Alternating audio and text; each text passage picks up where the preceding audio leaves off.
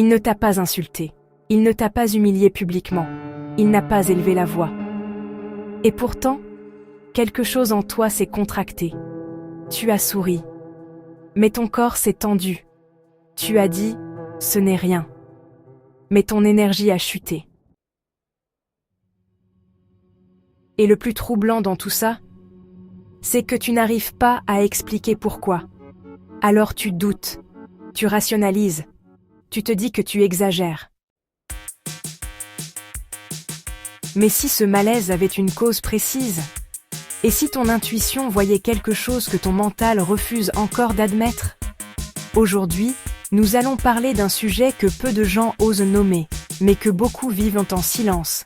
Le manque de respect subtil dans les relations. Le manque de respect subtil n'est pas une agression visible.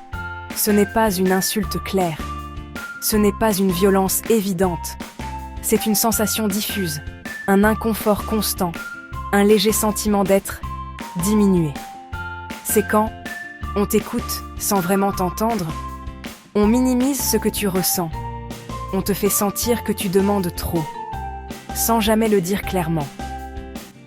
Le respect subtil ne laisse pas de bleu, mais il laisse des doutes. Et le doute est l'arme la plus silencieuse contre l'estime de soi.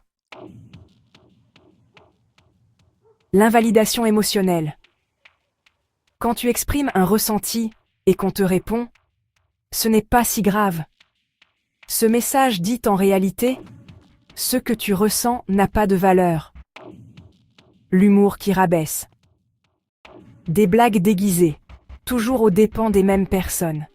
Et si tu réagis « oh ça va, c'était pour rire ». L'humour devient alors une couverture pour éviter toute remise en question. Le silence stratégique. Ne pas répondre, ignorer volontairement, créer un malaise. Le silence n'est pas toujours neutre. Parfois, il est utilisé pour dominer émotionnellement. Le manque de considération pour ton temps. Arriver en retard sans s'excuser. Annuler à la dernière minute. Te faire attendre comme si ton temps avait moins de valeur. Le respect commence par le temps. Les personnes empathiques ont une qualité immense. Elles comprennent, elles excusent, elles contextualisent, elles se mettent à la place de l'autre. Mais à force de comprendre, elles oublient de se protéger. Elles confondent patience et tolérance.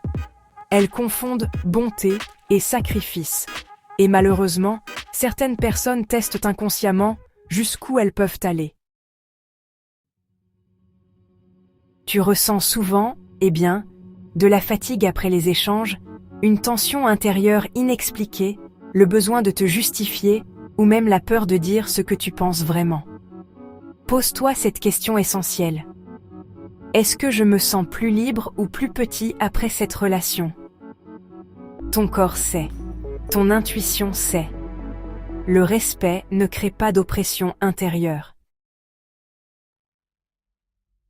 Tu n'es pas responsable du comportement des autres, mais tu es responsable de ce que tu autorises. Chaque silence non choisi devient une autorisation. Chaque limite non posée devient une habitude pour l'autre. Mettre une limite n'est pas un conflit. C'est un acte de clarté. Pas besoin de colère, pas besoin d'agressivité. Le calme est souvent la posture la plus puissante. Dis simplement « Je ne suis pas à l'aise avec ça. J'ai besoin de plus de respect. Ce ton ne me convient pas. » Puis, silence. Le respect commence quand tu te respectes toi-même. Rappelle-toi ceci. Si tu dois te diminuer pour être accepté, alors ce lien n'est pas aligné avec qui tu es. Certaines personnes partiront quand tu poseras des limites. Ce n'est pas une perte.